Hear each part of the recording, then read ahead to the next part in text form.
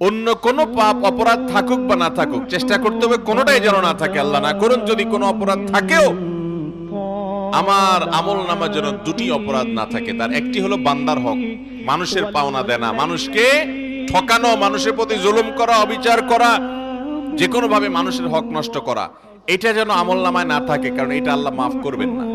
আর সবচেয়ে বেশি ইমানদারের জন্য সতর্ক বার্তা হলো শিরকের বিষয়। শিরকের অপরাধ যেন আমার আমল নামায় কোনোভাবে না ওঠে।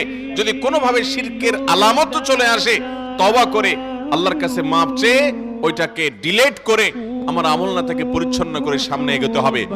আপনি যত ভালো কাজ করেন, যত নেক আমল করেন, যত ইবাদত বন্দেগী করেন, যত তাসবিহ তেলাওয়াত করেন, যত কোরআন পড়েন, যত ওয়াজ মাহফিল শুনেন, যত ওয়াজ করেন, যত হজ করেন, যত উমরা করেন, যত ভালো কাজ করেন, আল্লাহ বলছেন লা ইয়াহবাতান্না আমালুক, অবশ্যই অবশ্যই আপনার আমল বরবাদ হয়ে যাবে, সমস্ত আমল ক্যান্সেল হয়ে যাবে, ডিলিট হয়ে যাবে। এগুলোর কোনো মূল্য বা ভ্যালু আল্লাহর কাছে হবে ওয়ালা তাকুনান্না মিনাল খাসিরিন। শুধু সেটাই নয়, এরপর ক্ষতিগ্রস্তদের মধ্যে আপনি চলে যাবেন এবং তাদের কাতারে শামিল হয়ে যাবেন। আপনার কোনো আমল আল্লাহর কাছে আর মাকবুল হবে। ভাইরা আমার, এই আয়াত বলছে শিরক কত বড় অপরাধ, কত জঘন্য অপরাধ।